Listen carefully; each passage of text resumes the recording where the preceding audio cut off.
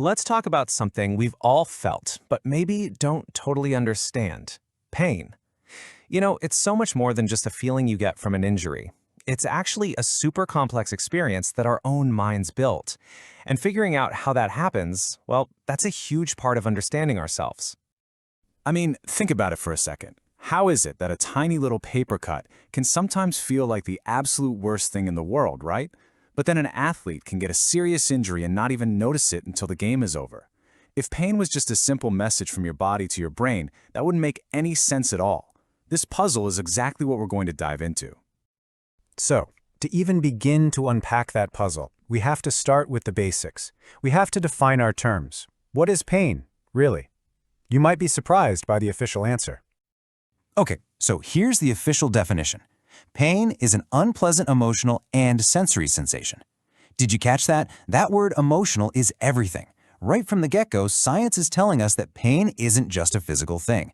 It's an experience that is fundamentally tied to our feelings. It's a warning system for sure, but one that involves both the body and the mind working together. Now, a really important distinction we have to make is between acute and chronic pain. Acute pain, that's your body's alarm system working perfectly. You break your leg, it hurts, it tells you, hey, something's wrong, and then it goes away as you heal. But chronic pain, that's when the alarm keeps on ringing long after the danger is gone. It doesn't serve any useful purpose, and this is where psychology plays an absolutely massive role. So let's start with the biology, kind of the more straightforward part of the story. How does a danger signal get from, let's say, your stubbed toe all the way up to your brain? Well, you can think of it like a biological telegraph system. It all kicks off with these things called nociceptors. And here's a common mistake people make. They're not pain receptors. They are danger receptors. They're these specialized nerve endings all over your body, and their only job is to detect things that could be harmful, like way too much pressure or intense heat. And you can see that pathway right here. As soon as a nociceptor gets triggered, wham, it fires off an electrical message. That message zips along a nerve, into your spinal cord, and then shoots straight up to the brain. It's just like the wiring in your house, connecting a sensor somewhere back to the main processor.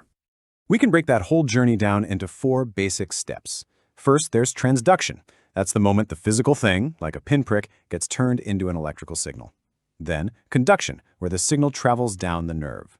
Then transmission, which is basically the handoff at the spinal cord. And finally, perception. And this is where it gets really interesting. This is when the signal gets to the brain.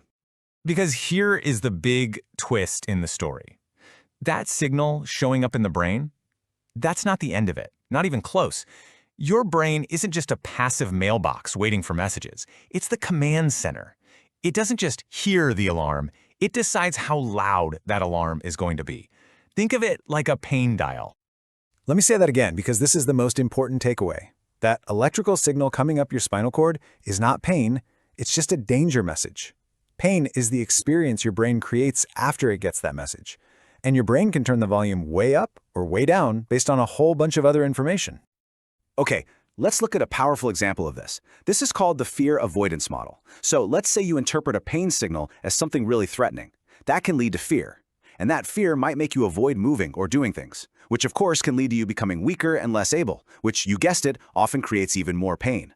You see what's happening? It's a vicious cycle, and it's fueled almost entirely by our psychological response. And fear is just one of the knobs on that pain dial in your brain. Just look at these other factors. Anxiety can make you hypersensitive to every little sensation. Your expectations play a huge role. If you expect something to hurt, it probably will hurt more. And attention? Attention is massive. Think about that athlete again. They're so distracted by the game, the pain volume gets turned way down. But if you sit at home and just focus on it, that volume can become deafening.